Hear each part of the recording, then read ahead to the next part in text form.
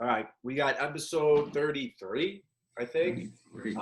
Yes, sir. If you see the man below me in the screen, we might have a resemblance. I'm a little better, maybe far better looking, but there is a family resemblance there because that's my dad. I started wrestling third grade, and he was involved with it every step of the way. Just like every episode, Dad, we normally ask the kid how they start wrestling. But for you, it's you remember like the beginning years of, me getting into youth wrestling, and like, what was that like? It was great. Huh? It was great. We enjoyed it. We went all over the place. So what happened, like third, fourth grade, did we go to a lot of tournaments? Do you remember? Yeah, we went to the Ossining tournaments, the Croton tournaments, local tournaments around here. That's all that was available to us back in the day, really. I'm sure there was probably more, but we weren't schooled enough to know that we could have traveled that area. Yeah, there was a tournament. I don't know if I remember this correctly, but you probably do. Wasn't there like a freestyle states or something my first year, and I did good? And that was when Kaleo kind of took interest in me, and I got screwed or something in a match, and wasn't that early on? You did good? No. In these interviews, I remember going up to freestyle states, but you were a lot older at that time. Yeah, I don't know. I remember something. Maybe I'm wrong. There's some like some controversy, and Claire was real. We went up to what was it, Verona, the casino now? I don't know. They still do that. That might have been the freestyle states. We went up with Mr. Flamio and Clay's dad. Oh, Nivert, yep. Kaleo went up. So was that before I was at the club? I'm gonna say, I think that might have been before you at the club. We met. Matter of fact, when we went up there, I saw John Flamio up there, and he told me about the club. That's exactly where he told me about the club. Now I remember. Wow. And D, I'm gonna let you jump in here. I'm just getting some of these early questions out.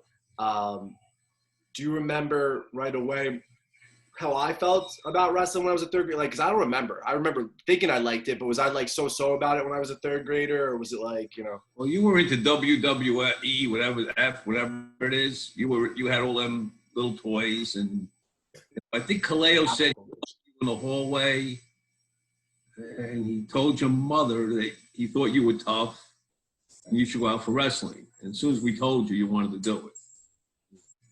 I guess he was right. I didn't think you were gonna last, but you liked it because you were kind of quiet back then.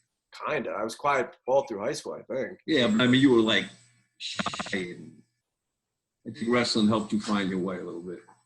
D, isn't that interesting that he says that though? Because Schreiber said the same thing about Matt. Wrestling kind of helped him, get more confident, and Jacob and those guys. Wrestling's different than others because I played other sports at the time, but I think wrestling was the one that kind of made me feel like I was good at something. Maybe I don't know. You were better at wrestling than you were at other sports. Would you say, DeBells? I think it lends itself to a quiet confidence, wrestling. You don't have to, for a long time, you got to figure it out. And then you get into wrestling, you're like, hey, what, everything else is okay. I got this wrestling thing going, and, and now look at you. You have your own talk show. Yeah, big time stuff. And the hardest guy to tie down is my own father to get on this damn thing. But, we got him now, so he's on the hook. You got me now, so don't let me off the hook now. Yeah, what's interesting is your buy into the sport, Dad, because, of course, you're, not to – best sport on earth. Yeah, but not to say to just you because you're here and you're my dad, but obviously I like to think that you're a really good dad because you were good with Tatiana and Giovanna, too, for a lot of things. But, like, I remember well as a little kid, of course, you took me everywhere, but you liked it. Like you would get your son shirt, you get me a shirt, and my boss could have told me I had to be in work, and I would have took off. It didn't matter. Didn't matter. You were gonna go to that. You were gonna go to that tournament. They could have fired me. Which you did probably miss work for stuff. And DeBellis, we talked about in another interview the East Coast wrestling trip thing. Yeah. Go down. I think it was my 6th grade year. The first time I went. I was like on the borderline of being a little bit too young to go, probably. But Kaleo was like talking, he wanted me to go and blah, blah, blah. Long story short, my dad ended up coming and basically drove one. There was 2 vans, and my dad drove one of the vans down. That's where you went. I remember, like I was little, but I remember like, my dad putting ice bags on his neck to keep himself up because it was like That was Kaleo. He didn't want to stop. yeah, but it was crazy. But like, you know, what dad drops everything and says, hey, I'm going to go for a week to this trip down to Florida, and we're going to stop in every state and wrestle. I'm sure you had fun with it, but, you know, it's a big commitment. It was crazy. Did you get a discount? I loved it. I got to root. I got to root full of kids. Yeah. I'm the best rooter. I might not know a lot about wrestling, but I can root with the best of them. Did he get a discount, you said, D? Probably not. Did he get Probably a discount? not. So you had to pay the full fare, and your Probably. father drove, and your father used his gas, all that stuff? I don't know, but I'm guessing yes. Half the meals, too. I'm guessing yes. The meals were rough. I remember the meals were rough. We had donuts on the go. Like that was lunch. Kaleo used to buy a bag of donuts and say, we got to keep on going. And that's Golden Corral. We would go. You know what, though? Golden Corral is a different kind of buffet because it's American style. I kind of liked it back then. I thought it was Golden cool. Corral. I remember that. Did you guys South of the border. Did you have to cut weight for those trips? Maybe when I was a little older. I want to get in like 11th grade and 10th grade. I didn't cut real weight, but, you know, maybe I tried to make it was summer, spring, but maybe I tried for like one tournament. But when I was a sixth grader, I remember we went to the beach and the older kids all wanted to bury me in the sand because I was like their initiation or something. I remember that. They couldn't catch me. I think eventually I just gave myself up. Eventually they got you. I think I gave myself up. But anyway. You had Danny Hall. You had a kid from Carmel. You would remember his name. I can't remember it. Remember it. He was pretty close from Carmel. You'll remember, actually. I actually forgot about that until he said that. Marconi. Oh, yeah. Anthony Marconi. Marconi, yep. He was a great kid. I don't know what he's doing, but I know I see his sister. He was there. A couple other Valhalla kids, and then it was mostly Greeley kids. But that's where I met Danny Hall. I was a sixth grader. He was an eighth grader. And then him and he was your mentor. Kinda. And him and my dad, his dad and my dad became friendly, and then, you know, whole club thing or whatever. You know, but so what was your favorite thing, Dad, about youth wrestling? Because I know high school wrestling and college wrestling, there's a lot more stories probably in there. But like youth wrestling in general, what was like your favorite thing about it? There wasn't that much pressure on you guys. I mean, we always wanted you guys to win, but, you know, it was youth wrestling. You guys were learning, so it was good. I mean, it wasn't as intense. This is high school wrestling. You know, all the tournaments, but got to meet a lot of guys. You used to always wind up wrestling. Kid from Somers, and oh my God, Rob Misfit. Robbie, yeah. So always wanted to meet Robbie in the finals. It was like the same bunch of kids all the time. Yeah. John kind of broke everybody out of that, but that was later on. Coach, you know what's crazy is your memory for things like this. I remember the first time, like it was 6th or 7th grade, the first time I won a tournament. I made finals. I took third in a bunch, you know, but I wasn't anything close to like a PJ or these kids that are winning national tournaments. Like I did good at local tournaments. You know what I mean? It's kind of where I was at. But I liked it, you know, and it kept like, you know, my dad, and we talked about it in the other interview. He wanted me to keep my commitment, but he never pushed me too hard where it was like, I don't want to do this. You know what I mean? It was like more like what he said. It was more fun. I like going to tournaments. I like going on, you know, the long rides with him, you know, things like that. But we did miss, even maybe when I was in youth, we probably did miss family things here and there for tournaments. Like it probably happened, right? Not Christmas and, you know, big holidays, but, you know, Memorial Day, barbecues. And they weren't important compared to wrestling. He loved it. So that's out there. Wrestling came first. No. It did. But that's the way it was. You know, so I got to middle school. I remember getting to middle school and you were pushing, you know, I started going to John's in 7th grade, and you were pushing hard for was it classifications, selection or selection? Yeah, you guys are wrestling 7th grade. That was, in all fairness, that had a lot to do with Kaleo. I was the front man for Kaleo. He wanted that to happen. And I had no problem with it, you know. We went to Pete Kuzma at the time, and basically told me it's not going to happen, but, you know, he said it's just not going to happen. And we pushed the issue a little bit, you know. It still doesn't make any sense to me. Still doesn't make any sense. Doesn't make any sense. Like, why is it that Chappaqua doesn't do it in every other school? I mean, I don't know. We're still fighting it.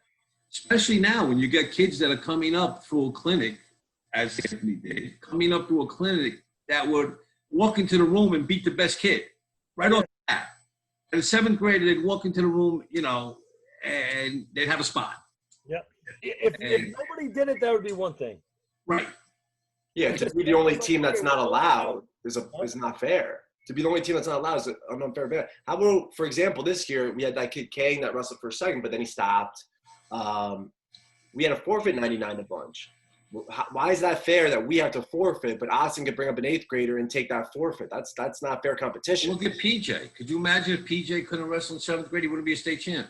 Well, Carmel did not allow 7th graders up 2 years ago. And they, within a month, they petitioned and the Board of Ed approved it. And it was for the kid. But when I was in Carmel, I was up as an 8th grader. I'm starting to remember back. I'm starting to remember Pete Kuzma was, I think he was the guy that initiated modified sports. He was big in that modified ring arena. Yeah. That's why he was so staunchly against, you know, going up. But now I don't know what the excuse is anymore. Well, Pete was a good guy too. Like, I love Pete. Pete's a great guy. He just was kind of set in his ways of what he believed, and I respect that. You know, if you believe this is better for the kids, then fine. But if you look at the data, right? If you look at what's going on around the section of the state, maybe it was the best for the kids in 1995 or 1990, if it was. But it's certainly not anymore because every team is doing it. You know, and like my dad said, PJ was probably a top 5 pound-for-pound kid in the whole entire state this year as a 7th grader. You know, he's that good. How would you have justified letting that kid wrestle modified? It almost would have been dangerous for the kids he was wrestling. It would be a waste of time. Would have been a total waste of time. Well, but I was not, like I said, I was not anywhere close to what PJ is. I think I lost 1 match in modified, both years combined. You know, and I was nowhere near that. So it just shows. The Bronxville kid. Bronxville kid, yeah, I remember. Bronxville kids. I think youth is tougher than modified. Youth is. You're probably right, yeah. Because I would dominate middle school. Studs. You go to those local tournaments and there's studs there. That's what happened. Those kids don't even know how to tie their shoes. I would dominate a middle school season, and then I would go to the whatever tournament in the spring in 7th or 8th grade, and I'd still lose matches. You know, Right. It was the modified season itself. Because like we said last time, Coach, it was like all those really good 7th and 8th graders, they're already up on varsity. So you're not going to wrestle them. I remember going to the New Rochelle, maybe spring tournament. I was allowed to, or Woodlands, I was allowed to wrestle in it because I did the classification thing for the test for Empire. I remember you taking that test. Yeah. Who was the coach? And I remember. It was Tribo. Wasn't it Tribo? Was it Tribo? Well, you were going to pass that test. He told me, don't worry about it. He'll pass. It was either He's Tribo retired now, so I can say that. Well, Yeah. Tribo, I mean, I live in a neighborhood in Chappaqua, and 2 students on the block already. And said, I was Tribo. And it wasn't like football players. It was just regular kids that came up to me and was like, we love that guy. We love that guy. He was a regular guy. He was a regular guy. He was a regular And guy. I feel like you need regular guys in Chappaqua sometimes. It helps. It helps them kind of come down to earth and say, hey, let's train hard. Yeah. Well, what's good about the wrestling program, and I can just speak for Chappaqua, I mean, you get a lot of down-to-earth parents, too. I'm sure Coach Abellis will say that, too. The parents that put their kids out there and that are really involved get what it gets. You know, they get what it takes to make that kind of commitment. And they're just different. They're just good people. You know, we've been very lucky in that regard. I would say definitely we get a different breed of coaches. I mean, parents in wrestling for sure. Right. You know, I hear horror stories really about other teams, not with the coaches are great people, like problems that they have with certain parents and things of that nature that we don't deal with, you know. Well, I think playing time takes a big chunk of those problems. Right. Like they think that their son or daughter should be on the varsity or should be this or should be that. Where with wrestling, it's a great sport because In your spot. they wrestle off. I mean, we have the final say, or coach has the final say of who's going to actually start. I mean, because other things are factors. But if you beat the person in the wrestle off, it's your spot. Yeah. Just the majority of the kids that committed wrestlers. I don't want to say good. Committed wrestlers, I personally feel, generally are good kids. There's always an exception to the rule, but I would say most kids that really put the time in wind up being good kids. Yeah, because they Would know agree. what it takes. Yeah. I think there's a humbleness in that too, right? If you're a good wrestler, you probably had to be humbled once or twice in your life. So that Right. probably Yeah. helps. Everybody gets beat. You know? Yeah, that probably helps you with your you know, some of these kids nowadays, and even when I was in high school, and probably when you were in high school, Coach DeBellis, and my dad was in high school, all of these things, there's probably kids that walked around with their chest out, like they, you know, and probably acted like jerks, right? They were jerks to other kids, but they had no idea, you know, what being a tough guy actually was. And I feel like when you learn, you know, when you take a couple beatings and you start giving some beatings yourself, you kind of have that gauge a little bit better of like, I shouldn't be mean to this person because, you know, you don't know who you're talking to or what you're getting into. So just, I say that all the time, especially on the road when somebody cuts you off. You have no idea who's in that other car. You don't have a clue. No idea. You have no idea. You know, you look at a guy like who's a really good college wrestler. I don't know. Mike DeBellis? Like Spencer Lee, right? If you're following college wrestling and you see this guy Spencer Lee, he's a 125 pounder, but he's a freak. He's a 2-time NCAA champ. He kills everybody. But he's a little guy. You know, you cut that guy off, you're probably like, oh, he has glasses, right? I'll kill that. That guy will decapitate you. You know, you have no idea what you're getting yourself into. You don't know what you're doing. So I think wrestling's a great thing where it's like it teaches you how to be tough, but it also teaches you how to have a little empathy and, you know, your ego kind of gets checked a little. You get humbled, too, because everybody loses. You know, you got to start losing before you win. Everybody loses. You know, so, you know, and that's what I tell the kids when they go to Deagle's up there. You know, listen, you're walking into a room where, you know, you got to take your lumps before you get better. You know, and that's, you know, it's a price you got to pay to wrestle, to be good at wrestling. Yeah. Yeah, you can either take them early or late. It's up to you. Right. Yeah, that's true. You could avoid competition all year, hit the division tournament, not make the sections because you didn't have anybody tough. Well, that was the problem with Section 1. Everybody just wrestled everybody else years ago in Section 1. Nobody looked for anything outside the section, and then they go to states, and, you know, they see some kids that were the real deal, and you know, I think we still spend too much time in Section 1. We go to Oswego, we go to Eastern States, but everything else is right local. Yeah, I don't like it. I rather the more we're out, the better. And Coach DeBellis does a great job scheduling, but I love tournaments when we're like at Oswego and stuff like that because I feel like one, it takes the pressure off the kids a little bit because we don't know who that kid is across the mat, right? So you could just wrestle them.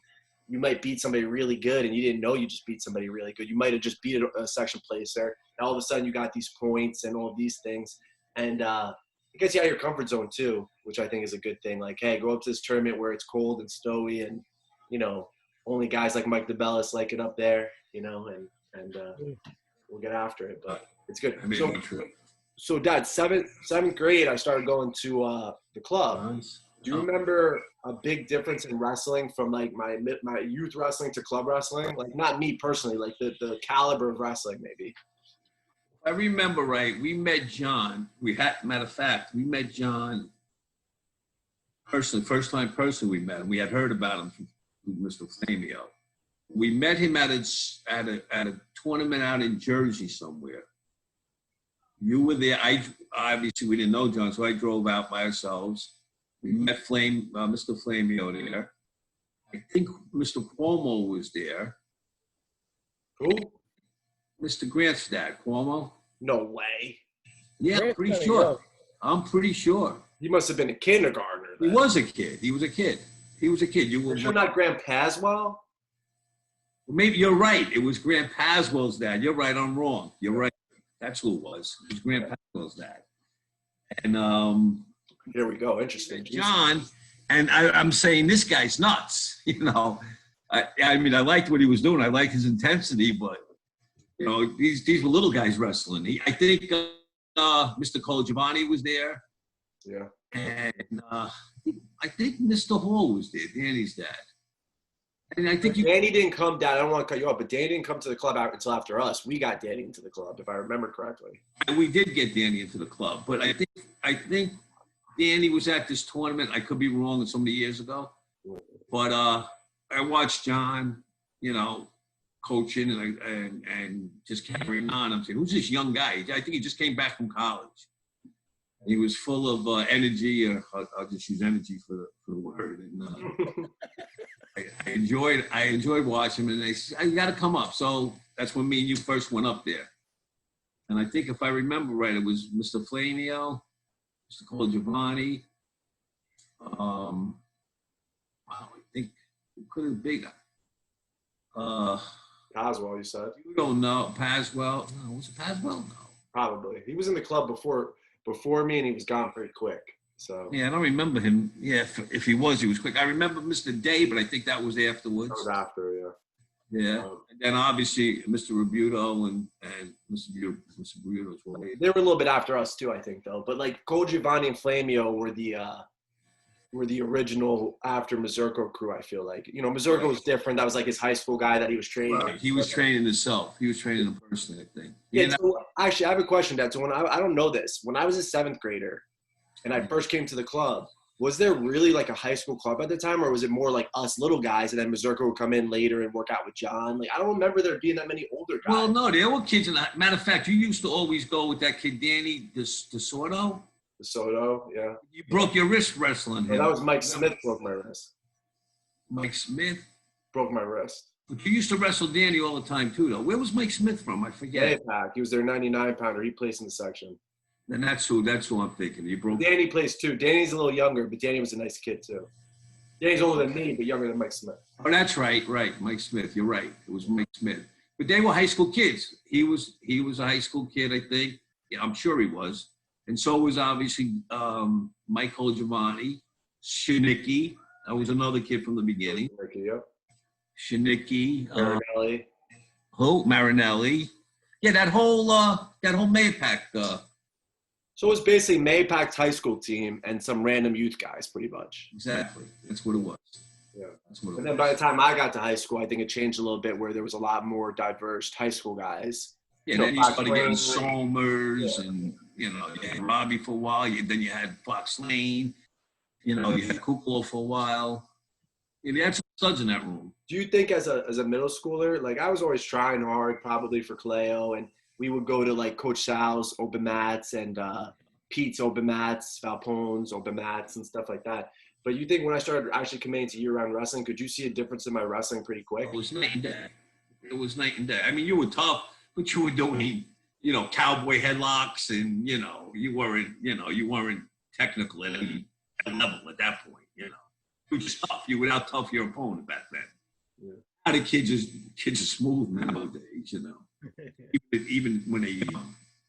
Coach Sabellis, I feel like it's a little bit of a mindset thing too, and I'll let my dad answer this also. Like, I always even in school, like I had trouble picking things up pretty fast, so I would try really hard, but it wasn't like the technique was clicking like this. But I think being in the room with a bunch of, better kids and just trying, steel sharpen steel kind of thing, like, I just wanted to keep up with this guy. So I probably got better just trying to keep up with him.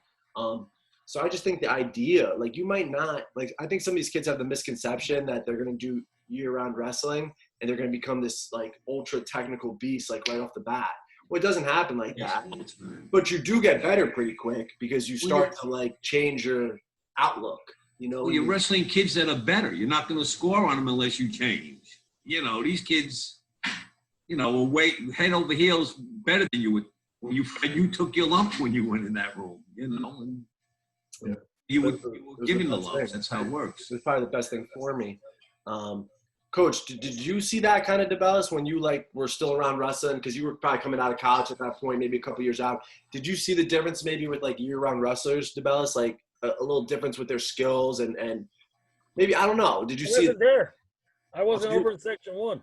I was in Section 9 at that time, and there, the teams like Monroe, Valley Central, Menacing Valley, those teams, those guys were wrestling year-round, like Louis' kids. Mm-hmm. He had Louis and Cody, I think. Yep. Lou Rizzarello brought all those guys along just like John would have done down in Section 1.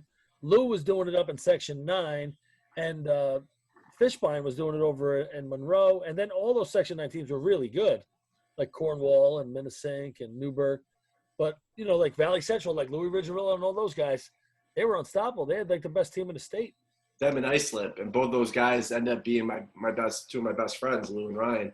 Islip and those were some great programs. Do you remember there was a club though for a second in Section 9? Just for a second, we kind of wiped them out if I remember correctly. It was Orange Corner. It was called. Oh yeah, I remember Orange Corner. That's right. Yeah, and there was there was a little bit of a beef because we were the first real club, and they became a club, and it was we got to take these guys out. And we started getting business from them. Really, because, if you want the state to grow, competition is good. Oh, for sure. If you have a restaurant, another restaurant next to you, that's good. That's good because they're going to bring more people to the area, more people to the thing. So yeah, maybe it happened. When John came into the area, there was nothing. And I mean, there was a ton of pushback on John, obviously, I guess, a lot of coaches didn't believe in year-round wrestling. They thought that they should just wrestle their season. There were some coaches that had the foresight to see it. Coach Schwarzenegger, Coach A-Rod. I mean, there were some guys. I'm leaving out some people. I'm sure. Sal maybe. Yeah, Sal had a tough room in his own room, but there were some coaches that bought in early, and there were some coaches that just fought tooth and nail. But we were a joke back then in Section 1. I mean, we were like Catholics, Section 1, at States. It was a joke. And just look at us now. So obviously, it worked, and John, who I love dearly, probably kind of made it happen a little slower than it should have been because he was, very competitive kind of guy, and but it was what was needed in Section 1. You saw results basically as soon as the club opened up. He's got better. Yep. Yeah, he's still and he's so much different now. I feel like he's mature. Obviously, he was a maniac back then. He was a maniac. He's a maniac. There's no way I could say it. You could still see some coaches hold a bit of a grudge. There's and I'm not here to knock GPS or anything because Grant does a fine job, I'm sure, with his kids. But there's specific coaches that I feel like will only send their kids that way because of things that John did in 2001. Or whatever, Which he was a young guy. He made a lot of mistakes, Yeah, but you're only holding your kid back at this point. And listen, whatever anybody wants to say about John, and listen, I love a lot of the coaches. Pete's a great guy. Amuso's a great guy. These guys are all good guys. But without John, and I remember John saying it, like I'm here today. I remember him saying, "All I need to get is my first champ. Just let me have one state champ and it's all going to fall into place." And obviously he was right because, look how many more state champs he's developed. But, so what made you, Dad, love wrestling so much? Because even when I was a 7th grader, when I started going to the club, I probably wanted to go to sectionals. I probably wanted to go to states and watch these things. But you were almost into it just as much as me. Like when Mazurka was wrestling in the state finals when I was like a 7th or 8th grader, you were rooting for him pretty hard. Even the Greeley kids that were not nearly as successful, Dan Kim was good. He was a section finalist. And these random kids from Greeley that I thought were really good, but looking back, probably weren't superstars. What made you get so into it that you liked it like that? What made me get into it? I mean, I knew a lot of the kids. I like to root for them. I'm the best rooter. I'm not, technically wise, I don't know, but I can out-root anybody in the section. So, anybody in the club, I would root for. The only problem was I would have to be quiet and it always happened quite a few times. Sectional finals, we got wrestler A, wrestler B, both from John's, both I know the kids for years. So I have to be quiet. That was my biggest problem, being quiet when I knew both the kids. Were you quiet my senior year when I wrestled Shagan in the finals? I was never quiet when you wrestled. I'm just saying those are two club guys. That's all I'm loud for everybody else, I'm sure. Well, you know what? You're probably right. Because I was standing next to Matt's mother. You're probably right. I was quiet. Yeah. I was probably squirming in my chair because you didn't score enough points, but I was quiet. I did score enough points. I won.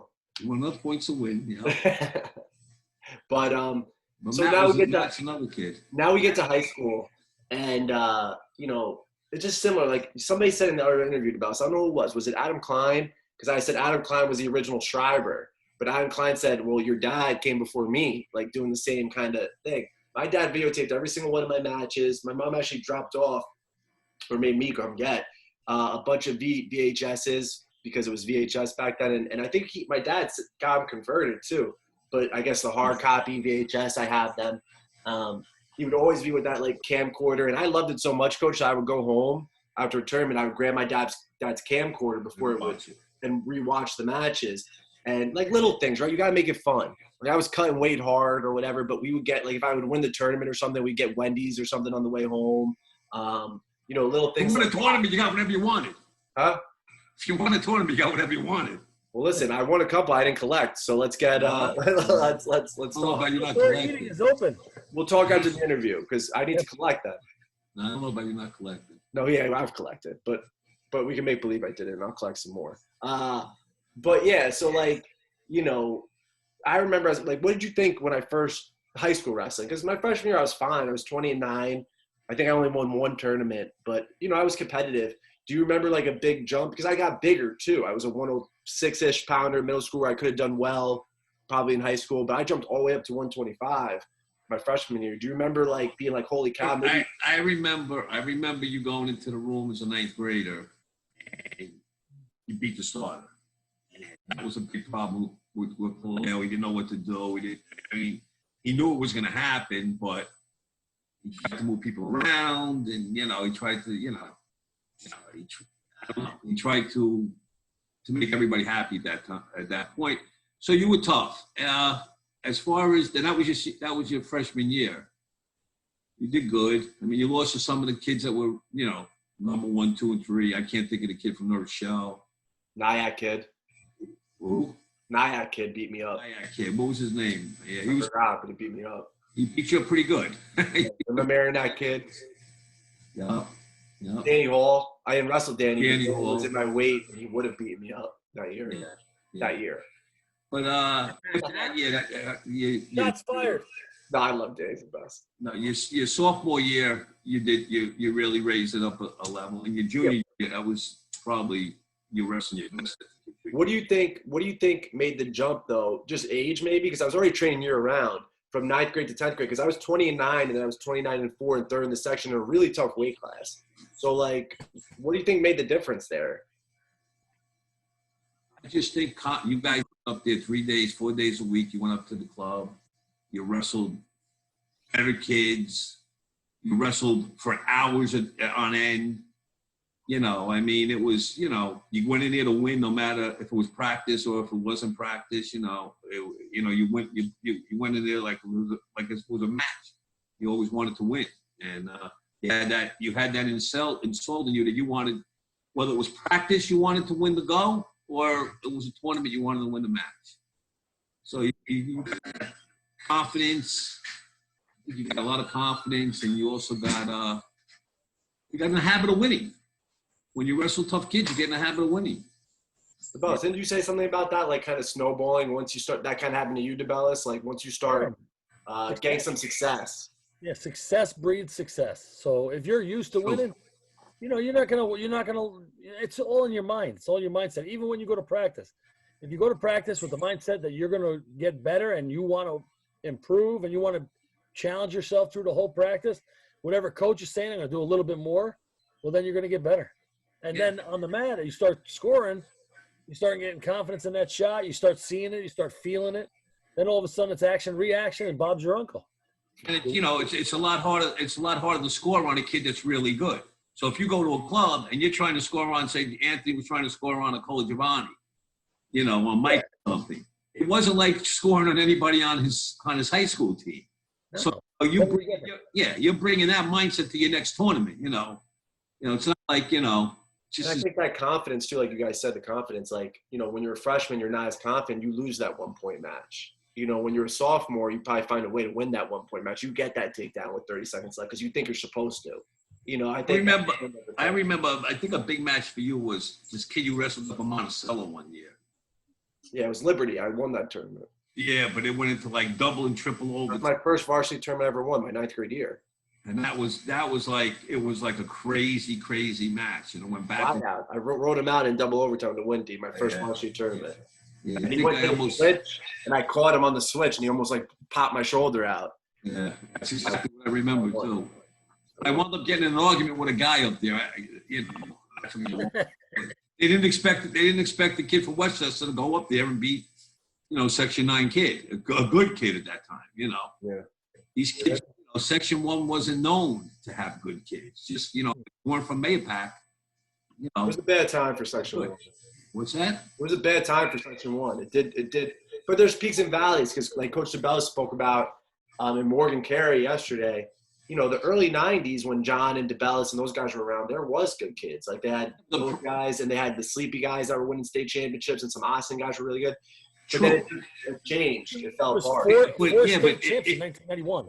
Wow. Yeah, but you know what? But you know, in my opinion, especially like in Anthony's age group, or you know, I thought kids were just way more technical in Section 1 than in Section 1.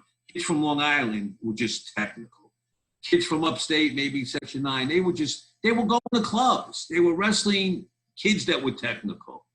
And our kids just didn't have that until we had a club. You know, I mean, I'm sure a lot of the coaches probably realize it now, but back in the day, it was a fight. You know, it was a fight to get the coaches agreed to it, you know.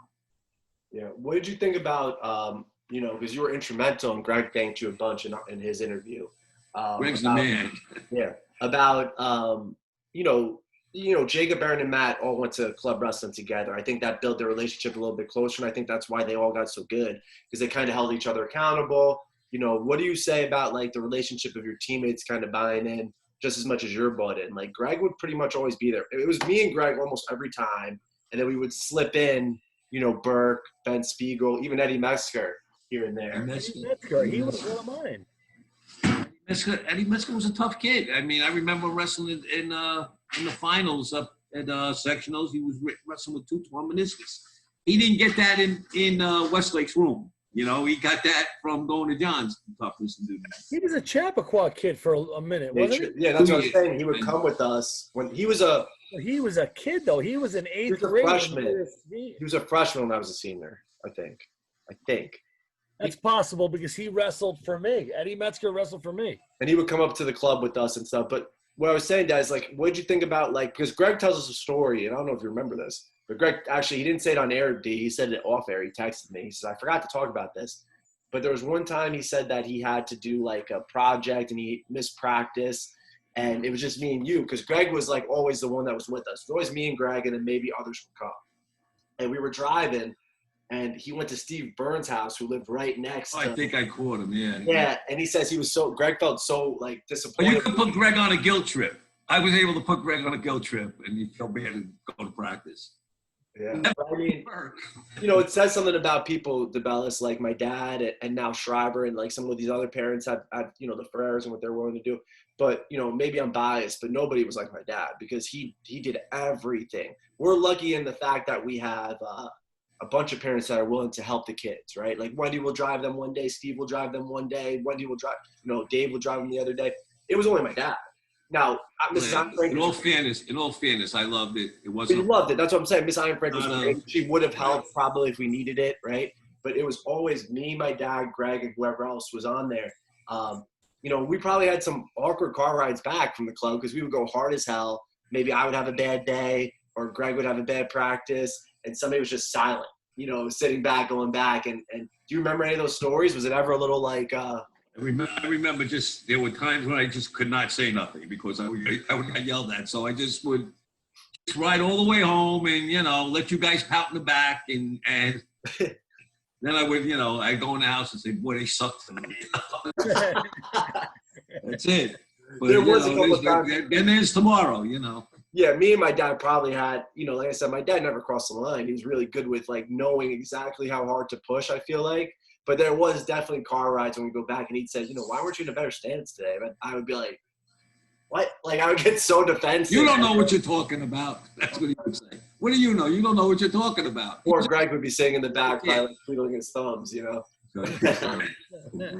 But Greg had his moments too. You know, Greg had tough practices, and maybe I would say something to him, or vice versa. Like, he might, you know, Greg probably didn't call me out as much as I was a year older, but, like, and bigger.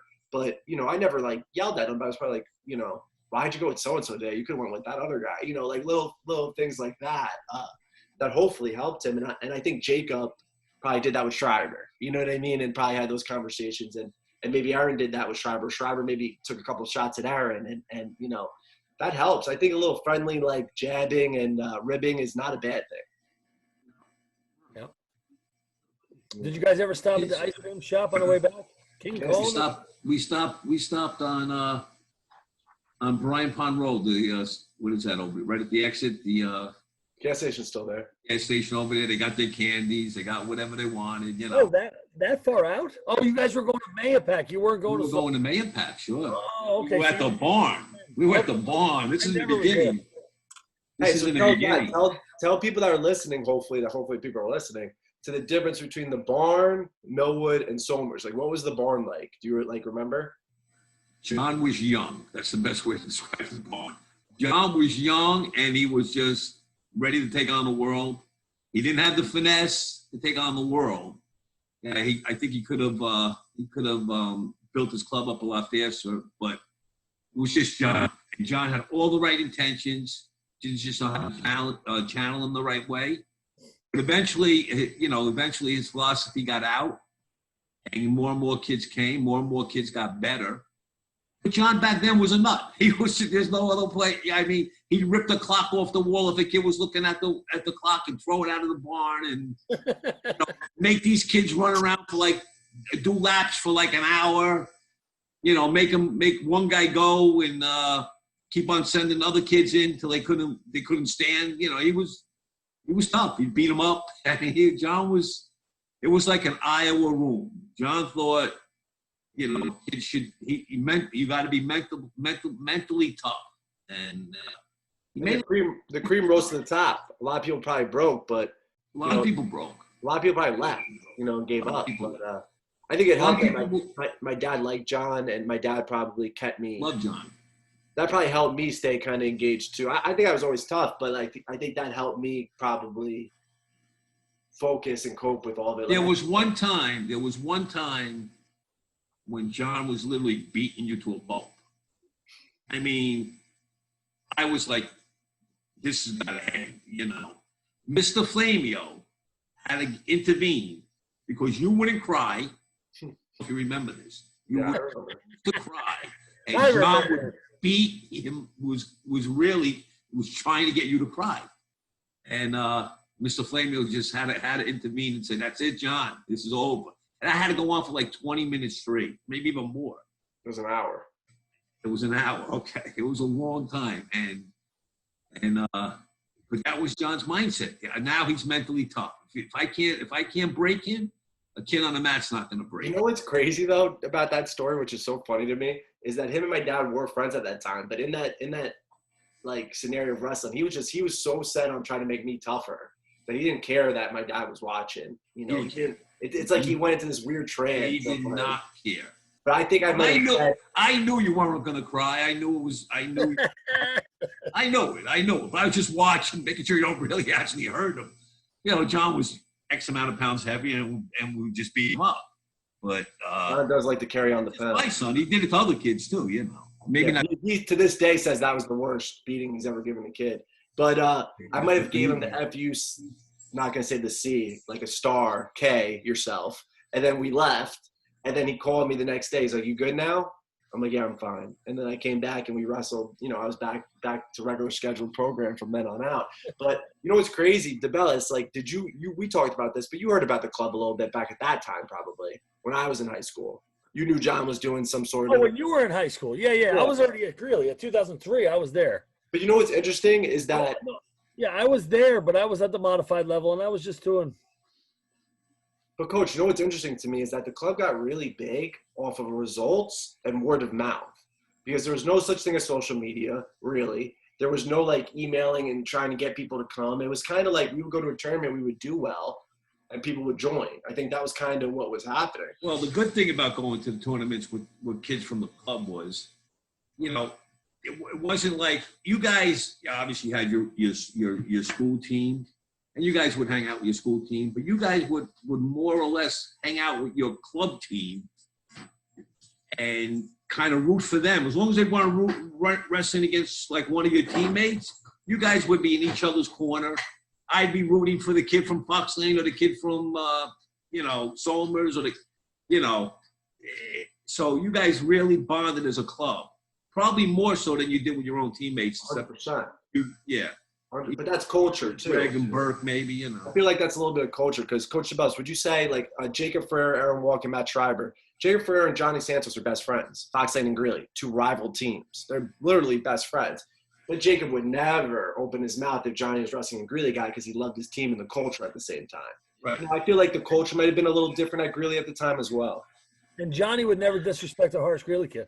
No, nor any kid. Johnny was a great kid. Great kid, but Nor there with any of was. these other, nor There with any was of these that other respect. kids. Was that Coach? No. Dad? Huh? What'd you say, Dad? I said nor with any of these other kids from other schools. They wouldn't disrespect their teammates, you know. But you know, they were wrestling. Or our teammates, right? Like if I had a kid, and I feel like that was the respect of the club too. If I was a senior and we were wrestling Brewster, and it was one of my high school teammates wrestling the Brewster kid that went to the club, and that Brewster kid could kill him. Being that he was my teammate, he probably wasn't going to hurt him or be a jerk to him because he had respect for me, and he knew that I wouldn't like that. You know, like I feel like that was a real thing too. You know, I feel like everybody, you know, there was respect for the kids in the club. We definitely were very tight. You know, I remember sectionals my junior year. There was like a dance studio in Pace where the weigh-ins were, and we just took that over. Like after weigh-ins were done, we all hung out there. Everybody else kind of left, and they were like, pilot, you know, huh? You were dancing there? Yeah, we danced a little, Greg a little bit. Yeah, Greg's a little like that. Me, I was kind of just hanging out, you know. But, yeah, it was cool. But I have to say that my dad, just like Schreiber, just like Mr. Klein, you fall in love with the sport, you know, Wendy and Steve, where he literally would be standing, you know, up screaming for any Greeley kid, you know, because he wanted them to win. And then any club kid pretty much, or, you know, and he would always talk to like the other parents and kind of reassure them, oh, they got it, you know, so-and-so's tough, they're working hard, Yeah. you know. But they all went to him. A lot of people went to him to talk to him because I think it was similar. I told the story my senior year. Me and Kukalo were probably the two better kids in the room at the time. And nobody would go to Kukalo because Kukalo was a little crazy. But Kukalo was great with me. But he was a little crazy with the younger kids. They would come to me where, you know, my dad and maybe Mr. Flamio or something, you know, they both were tough guys, brought up in a tough way. But my dad was more easy to talk. Yeah, so like people would go up to him a lot more and say, "Hey, what do you think about this? What do you think about that?" I think you know this kid. Do you know that kid? My son's gonna wrestle. Do you know? I knew a lot of the kids, obviously. So they would ask me if I knew the kids and this and that. I'll bring up something here.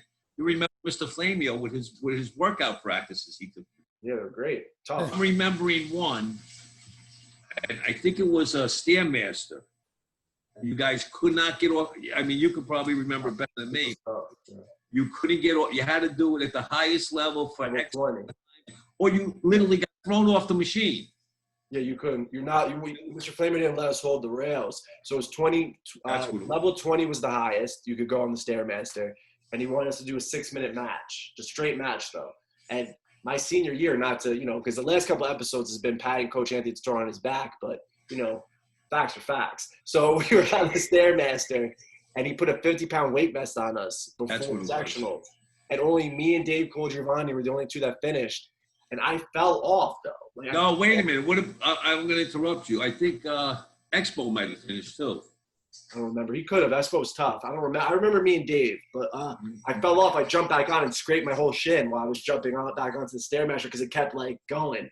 And I finished it. But he was so tough, Coach. It was weird.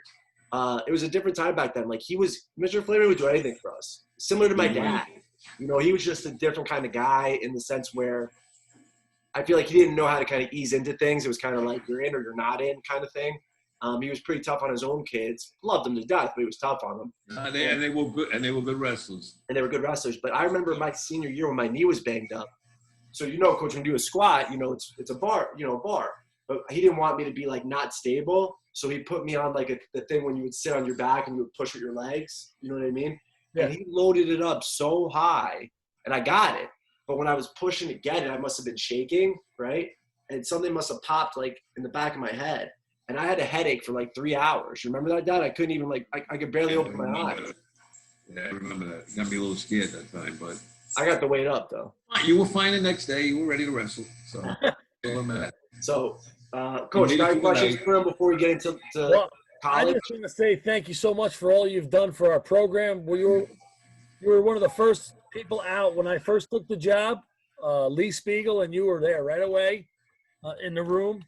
introducing Lee you. Spiegel, Lee's the man, you know. Yeah, Lee was great. I haven't, but you know, I remember even way back when I started taking the kids to youth. I didn't even have any kids.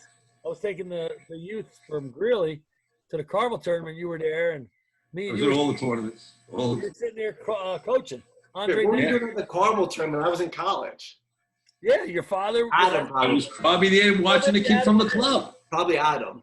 I was probably and I was who knows if on a Saturday if there was a match and the kids from the club were there, I had nothing to do.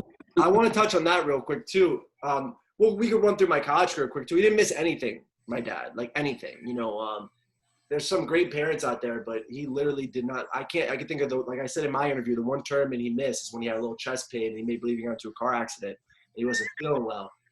That's the only tournament I could think of off the top of my head. Well, he was wrestling like the #1 kid in the country at 197. So I wasn't, I wasn't feeling the best, and I wasn't taking a ride to Maryland to watch him get in. Like, Whoa. come on! I forgot who were you wrestling that day. You were You're wrestling. thinking of Hudson Taylor. That's right. And you were 160, and he's a 197 or whatever. You know what's funny about that, coach? They're reading stats out, like when you got announced, and my trainer's a funny dude, and he looked at me and he goes, "And run." And I'm like, "Thank you, Andy. Thanks for the confidence boost." But yeah, so he never missed anything. Loved it. Always in my corner. I yelled at him one time. I probably yelled at him in the car, but in public, because I think I was a spoiled kid. All of us were little spoiled child court kids or whatever. But I was always respectful. One time when I was in high school, we were wrestling. I was wrestling the Binghamton college. I was wrestling the Binghamton Open. And it's funny because I'm sorry, Wendy and Jacob, I'm blowing up Jacob's spot because he did literally the same exact thing to Wendy this year. It's weird that he did the same exact thing. I was wrestling this kid from Drexel who was their starting 84-pounder. And at the point I was in and out of the lineup, and they were a CAA rival, and they were one of the rival teams. And I beat the kid like 4-3. But we went out of bounds. And my dad was like, "No, do this." And I'm like, "Shut up." And I yelled at him, and I felt so bad after. I'm like, "I'm sorry I yelled." He's like, "It's fine." I forgive you. You won the tournament. You won the match. So it was a close match, but it's an emotional sport. I know how much he did for me, but when you're in the middle of a battle, it's kind of. I think hard. I remember that.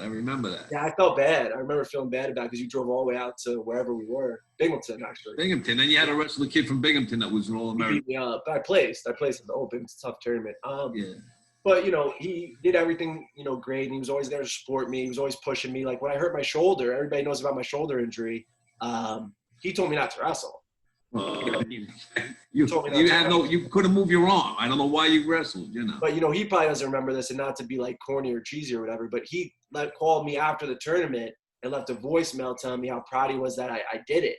And I kept that voicemail for a while. I don't think I have it anymore. No, I changed phones. I think it just eventually died. But he was always supportive. And that's what's important. I think me and DeBellis talk about it all the time. My dad wanted me to win. But more or less, it's about, what are you learning from this? Are you going to be a tougher person because of this? Or are you going to give up? Like, what are you going to do? Because eventually you could be a 4-time NCAA champ. You could coach. You could do all these things. But then it ends. What are you going to do? What are you going to do? So what'd you learn from this? And I think I learned good, because of him and my mom, and a lot because of wrestling and his support.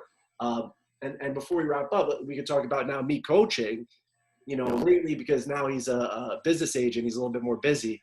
But, Coach DeBellis. If you were still wrestling, I would have quit. Oh, of course. No, I'm saying like you didn't miss my first couple of years coaching. You didn't miss Greeley matches. DeBellis, do you remember seeing him come to some of the Greeley matches? Of course. He was on the stair. He was on the chair. Standing in the back row on the chair and teaching all of our new parents how to be a true fan. Yeah, loved it. I gave him fan of the year. Remember, I gave him a record. Fan of the year. I remember that. Oh, you did. You're right. And you really taught, not that these parents would have done it themselves, but you really taught like Adam Klein kind of how to follow the sport, which kind of in turn turned into a Schreiber. And these people would have done it maybe anyways, but it's cool to see somebody do it before you. You kind of get the blueprint of like how to be a wrestling dad, Well, I don't know. Obviously, I was your dad, but you still are my dad.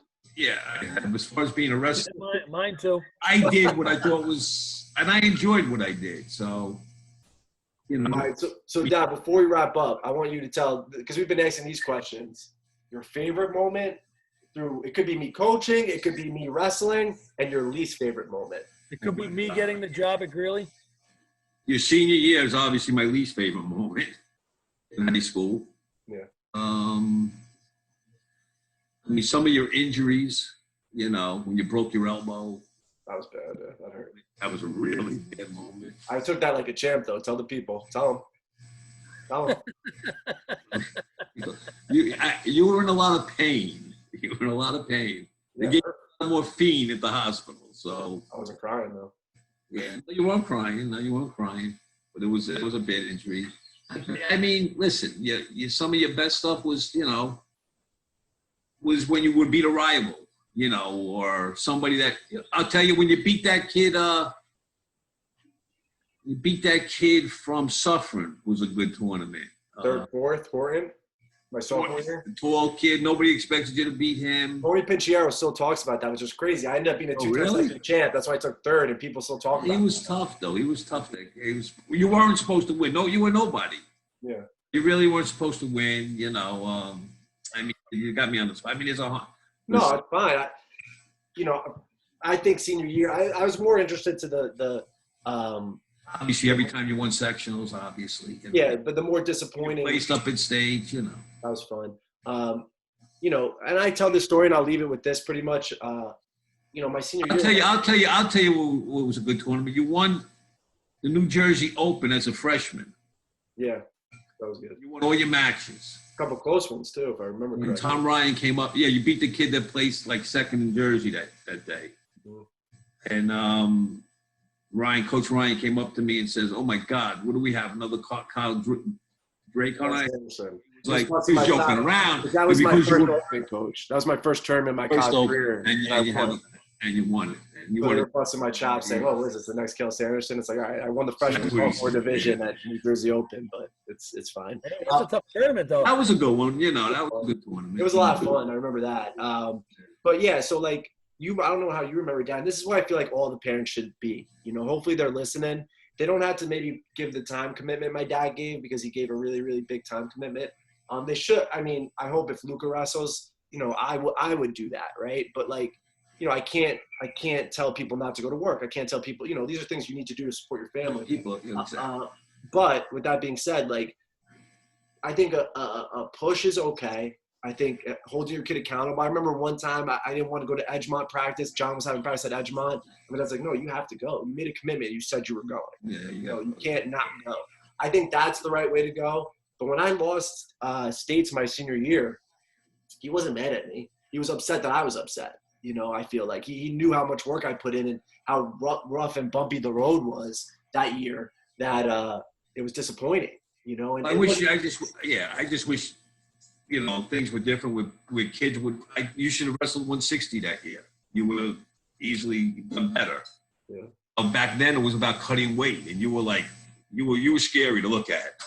Yeah, my senior year was bad like that. And I had that injury. It's not excuses, but I think this cutting weight maybe made my injury. You weren't as offensive. Yeah, it changed things. I mean, but my point is, like, you know, if parents are listening to this, like, push your kid. That's fine, you know. But at the end of the day, that's why I tell people right now, I don't want to coach Luca. I'd rather coach Tabellis, coach Luca, or Deagle, or Jacob Ferrer, or whoever, and I'll be his dad. Like, at the end of the day, you're supposed to be dad, right? Like, some of these parents, I think, push it over the line a little bit, you know, where it's like, They might, you know, I have nothing but love for my dad because he did everything he could for me to help me, right? But there's sometimes when parents are kind of at that line where you might be 30, 32, 33, 34, 35, and you might hold some resentment towards them, you know, for things that they made you do that you didn't really want to do. But I wanted to do everything I did. Yeah, I wanted to do that. I mean, I'm sure we definitely had arguments. I can remember rides home from God knows 4 hours away where you stayed up all night with your buddies. I think I remember something on Team New York. You know, you guys didn't go to sleep that night. You all sucked the next day. That ride home was horrible. You know, I mean, the kid from Newburgh. What was the kid from Newburgh? Tom Sands or Chris Cartwright? Chris Cartwright. You guys stayed up all night and you just didn't go to bed and you all got beat the next day. If I remember, I don't remember. No, you don't remember correctly, because that tournament, I got my butt kicked with the one with Pete Alpone, Team New York. I got killed. That I remember. When I went that was in Maryland, or was that in Maryland? That was in Delaware. The one in Maryland, the one in Maryland with Tom Sands and Cartwright, I won like 8-1. I had a great tournament. Okay. So there was one in Maryland I'm thinking about then. Or Delaware, whatever. Delaware, yeah. I got killed in Delaware. I got really killed. Yeah, I don't know. So, Dad, we're gonna wrap up, I guess, unless Coach Chabaz has another question. But Thank you for your support over the years. You guys make a great team. yeah, thank you for I everything. just want to say I'm proud of my son. I'm very proud of what he's done. Well, I appreciate you. You did a lot for me. You did a lot for Greeley Wrestling. Love you. Yeah, I don't know. You're the man. Don't laugh. I'll take it back. This is going straight up. Your mother just walked through the room. This is going to YouTube. Tell her not to be jealous that she's not getting interviewed. She could be interviewed. Why don't she get interviewed? She didn't come to every match. She came to. She said she would. She just told me. Cherry picked. She came to the big one. She cherry picked. I don't take cherry pickers on my show. She came to sectionals and states. You're right. Yeah, thank you. No, she was great. My mom is super supportive too. I love my mom to death. But when it comes to wrestling, nobody beats this guy. Well, you guys make a hell of a team together, and you guys got a good future with Greeley Wrestling. So who's more likable, me or DeBells? DeBells. True. All right. You're my son. You're my son. I gotta like it. Hey, baby. Hey, you got grandkids coming up. Nikki, Jake, Luca. I can't wait. You know he said that you're his dad before. So Nikki and Jake are your grandparents. I mean, there you go. That works. That works. Great. Nikki's you just imagine? I can't wait to root for them. Nikki's gonna be great. I can't wait either. I can't wait. Jake too. Jake too, but Nikki's got the bug. I'm gonna have the loudest voice in the room. I think I'm known for that. So Jack's coming. Chopping wood right now. What's that? Chopping wood as we speak. Nikki. Oh, nice. So anyway, and I didn't say, and I'll leave it at this, that Adam too, you were almost like his second dad. You were instrumental in his career. Well, if anybody saw what Adam was prior to what he wound up becoming wrestling for Cornell, Adam was a butterball. Oh yeah. And I can say that he was a butterball and he was soft. And that club molded him to a stud. Changed him. Now he's a smart, handsome, ripped up guy. Who the hell does he think he is? You know what? He got. I mean, I wish there was a before and after with Adam. Oh yeah, he's a good Jacob Ferreira is a good prototype for that too. He was a chubby son of a gun too, state finalist. Did not. Yeah, but I remember Adam. He couldn't even pull himself up on the ropes down in Millwood. He was like crying because he cried a lot. He cried a lot. But yet, I mean. That kid, he made tremendous leaps and bounds. Now he's legit. Those are the kids in the room. He aspired to get to the next level, and he kept on aspiring to get to the next level. He wanted it. You need to want it. That's what a tough room does. That's what a club does. That's what John did. He made all you kids good kids and tough kids. Make Section 1 better. And I'm not taking that away from all the coaches. Pete's a great coach. Sal was a great coach. Musso, A-Rod, obviously, Schwartzvega. I'm leaving out guys. But without John in Section 1, unless somebody else came along, the section would not be where it's at. Yes, sir. All right. Stay on. We're going to stop recording. You're the man, but stay on for a second.